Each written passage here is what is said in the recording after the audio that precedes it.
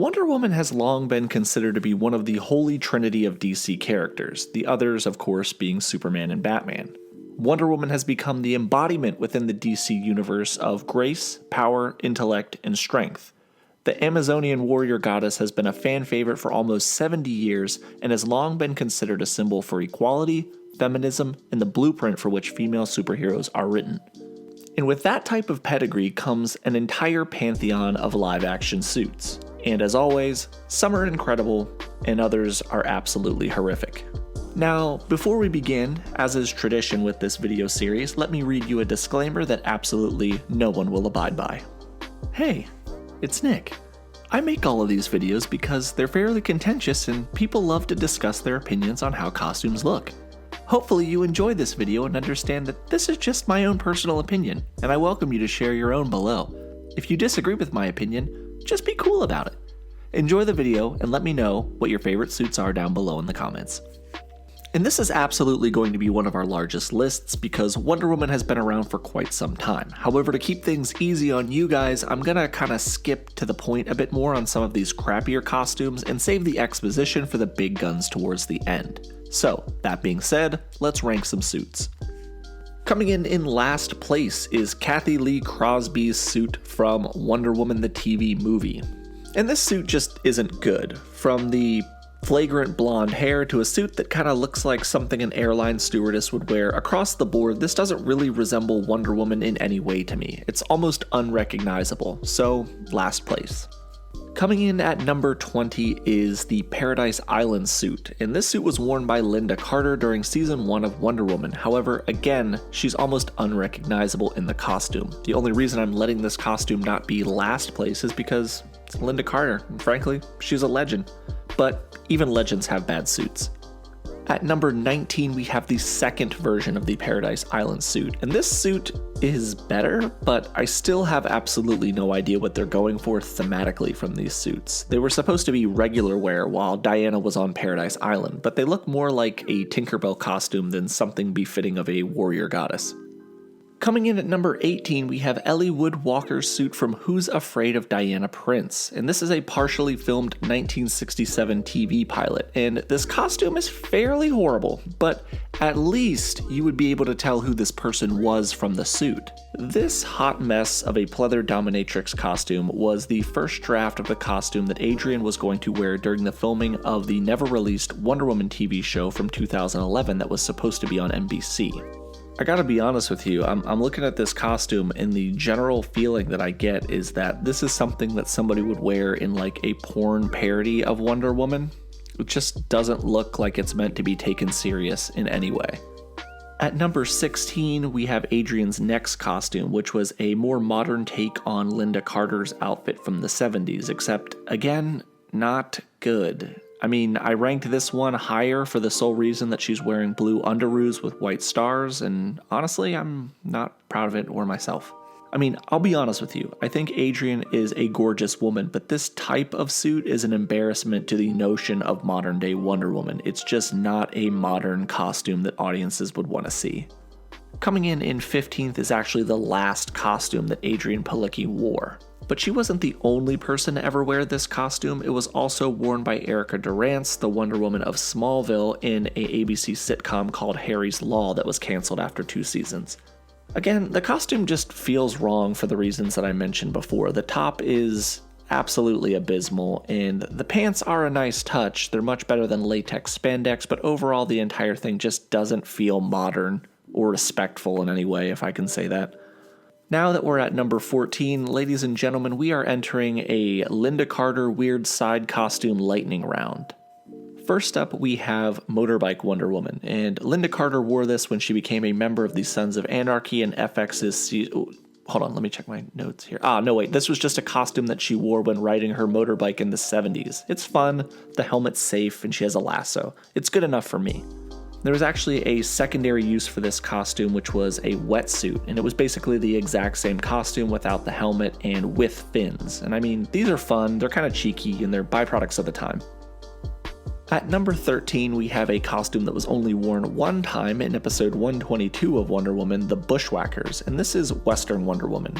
This suit was basically just a red top and white pants with Lynda Carter's dynamite resemblance to Golden Age Wonder Woman, and it was completed with the golden headdress and lasso. It's a fun costume for a quirky episode from a silly series. Are you ready for some extreme skating? Tune into episode 8 of season 3 of The New Adventures of Wonder Woman for the sickest thrash skating you've ever seen in your life. Skateboard Whiz is the title of this episode, and as you can tell, it's pretty much a take on Wonder Woman's earlier costume, except with a customized helmet and a skateboard. Coming in at number 11 is another one of those costumes that has like this minor thing added to it that makes it different, and it was only worn once, and this suit is basically the exact same as Lynda Carter's Golden Age suit, but it features this weird golden mask that looks like something a prize fighter would wear out to the ring when they're being weird. At number 10, we have the Golden Age Wonder Woman costume, and this costume, again, only appears once in the pilot of Wonder Woman from 1975, and it's a fairly good representation of Golden Age Wonder Woman. But the funniest part about this is actually the fact that she takes the skirt off immediately, puts it down, and never wears it again. It's literally never shown ever again in any episode. Coming in at number 9 is the exact same costume that we just talked about in number 10, except this one has a baller-ass cape that Diana wore for formal occasions in the show. Look, I'm gonna always upvote something with a cape over something that doesn't have a cape. I love the fact that she's wearing this for formal occasions. Why aren't capes still a thing? They're pretty cool. I would rock a cape if they were fashionable again in like a second.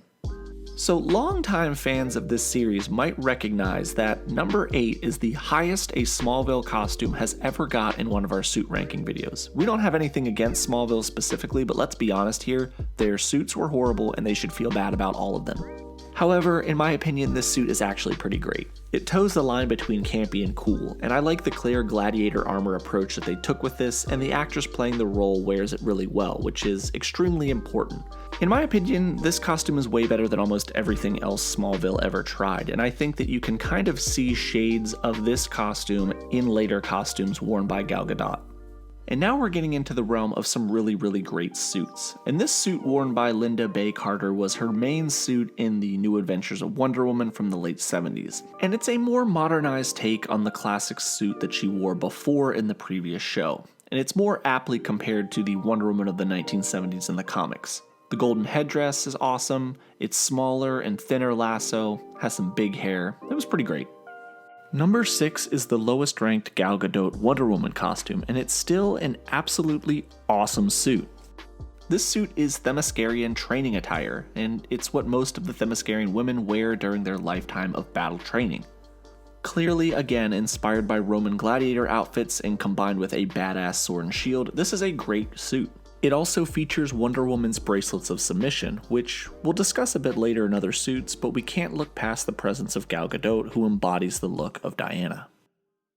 Coming in 5th place is the suit from Dawn of Justice, and when Gal Gadot's image was first shown to the public dressed as Wonder Woman for the upcoming film Batman v Superman, the flames of nerd rage threatened to engulf the planet and cause permanent heat death to every living thing.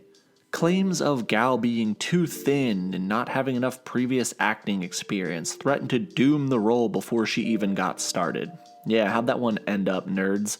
Gal's Wonder Woman was the breakout smash star of that film. Her costume is badass, again clearly drawing inspiration from Roman gladiator armor.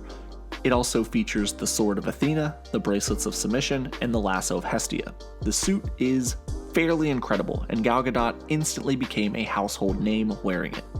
Coming in 4th place is Lynda Carter's main costume from her legendary run on the Wonder Woman television show of the 1970s, and it's a classic television suit as well. Wonder Woman can be seen many times throughout comic book history wearing a nearly identical version of this suit. Blue trunks with white stars, red and gold top, and golden headdress. It also features her signature lasso of truth as well as indestructible bracelets. This suit is a classic, just like Lynda Carter's portrayal in that television series. But let's be honest, Gal Gadot is the Wonder Woman we've been waiting for. Wonder Woman 1984 is shaping up to have some incredible costumes. The bronze medal goes to the Golden Eagle armor that Gal has been shown rocking in multiple pieces of promotional material. This armor will also feature a sick golden helmet that completes the look. This costume made its first debut in the historic comic book event Kingdom Come. However, the question that begs us right now is how Diana will actually get this armor in the film, considering it looks to be Themyscirian in origin and she cannot return to the island. But I'm sure we'll learn more about it when the actual film releases, as well as what magical abilities the suit actually has. Taking home the silver place medal is the suit that Gal wore in Justice League and in Wonder Woman. And this is as crucial as it comes. The suit features the bracelets of submission, the lasso of Hestia, her Themyscirian shield, General Antiope's tiara, her signature red, blue, and gold battle armor, and depending upon which movie you're watching, either the God-Killer sword or the Sword of Athena. But as is often the case, it's not the costume that makes the suit. In this case, it's so clear that Gal Gadot is the modern-day embodiment of Wonder Woman that anybody who disagreed before has been silenced after her appearances in the DCEU. Gal Gadot is an incredible Wonder Woman and has helped bring the character to a whole new generation. But there's always room for just a little bit of improvement, and that's what the promotional images for Wonder Woman 1984 have shown us. Featuring the same overall look and feel of the previous suits, but with a brighter color palette, new golden arm bracers, and an updated tiara, this is the cleanest Wonder Woman suit in film. And I think it's safe to say that Wonder Woman 1984 is going to have some of the best costumes for Wonder Woman in history. So there's your definitive ranking for the best live-action Wonder Woman suits ever. Thank you guys for watching this video. We're really looking forward to Wonder Woman 1984 when it drops, and we hope you guys are too. But we want to know down in the comments section what you thought of our list. What would you have ranked higher? What would you have put lower? Let us know below. Thank you guys for watching this video. Remember to like and subscribe, and if you want to follow us on our other social media platforms, check out the description and the pinned comments below. This has been Nick for Key Issues, and remember the motto, Wonder Woman over everything.